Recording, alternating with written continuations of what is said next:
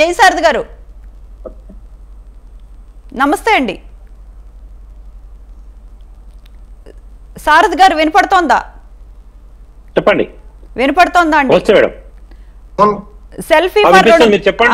Selfie for రుణమాఫీ దీనిపై మీ అభిప్రాయం ఏంటి? ఇప్పుడే మాట్లాడుతూ మోహన్ గారు ఒరిజినల్ గా రైతులే అన్న నమ్మకం ఏంటి? బీఆర్ఎస్ గవర్నమెంటే వాళ్ళని రెచ్చగొట్టి పంపిస్తోంది, వాళ్ళు రైతులా కాదా, మేము రుణమాఫీ చేశాము అని అంటున్నారండి. అంటే ఇప్పుడు అధికార పార్టీ ఏదైతే ఎన్నికల సమయంలో ఇచ్చినటువంటి హామీని ఎత్తి చూపడానికి, అందులో ఉన్నటువంటి దాన్ని ఎవరికైనా అసంతృప్తి ఉన్న రైతులను వైపు తిప్పుకోవడానికి ఖచ్చితంగా ప్రతిపక్ష పార్టీ ఏదో ఒక నిరసన వ్యక్తం చేస్తుంటే సహజం. అందులో భాగంగా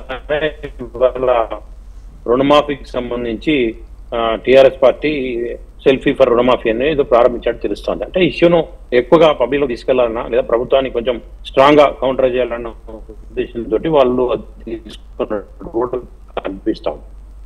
అయితే రుణమాఫీకి సంబంధించినట్టయితే వాస్తవంగా స్టేట్మెంట్స్ వల్లనే ఆ పార్టీ వాళ్ళ కాంగ్రెస్ పార్టీ ఇబ్బందులు ఎదుర్కొంటా ఉంది. గతంలో డెసిషన్ ఒకటి చెప్పి తర్వాత ఇంతే అని చెప్పడం వల్ల ఇవాళ వాళ్ళు కొంత డిఫెన్స్ లో పడి వాళ్ళ ఆన్సర్ చేసుకోవాల్సిన పరిస్థితి ఏర్పడింది. అయితే రుణమాఫీకి సంబంధించి చూసినట్టయితే ఇచ్చినప్పుడే అందరూ కూడా అనుకున్నారు ఇది ఆర్థికంగా చాలా భారమైనటువంటిది, అది కూడా ఒకేసారి రుణమాఫీ అంటే చాలా కష్టమైనటువంటిది.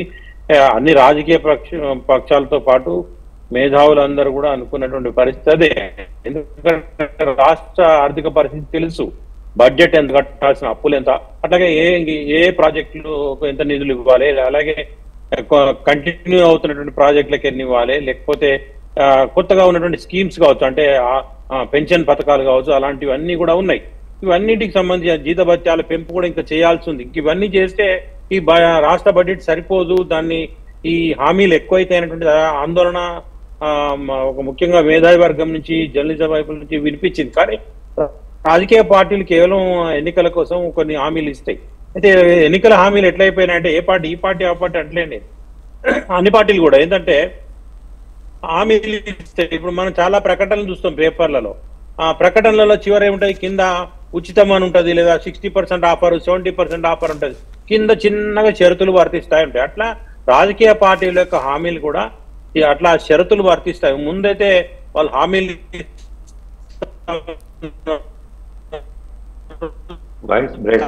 అధికారంలోకి వచ్చిన తర్వాత ఇంప్లిమెంట్ చేయమంటే రకరకాలైనటువంటి పురులు వేస్తాం. అది ఈ ప్రభుత్వం కావచ్చు, లేదా గత ప్రభుత్వం హయాంలో కూడా జరిగింది, ఆ సమయంలో గత ప్రభుత్వ హయాంలో కూడా జరిగింది. కాబట్టి ఇప్పుడు అర్థం చేసుకోవాలి.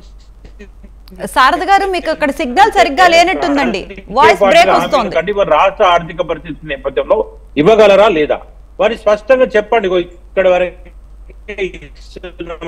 కొండ బద్దలు కొట్టినట్టు చెప్పండి, దానితోటి క్లారిటీ అయిపోతుంది.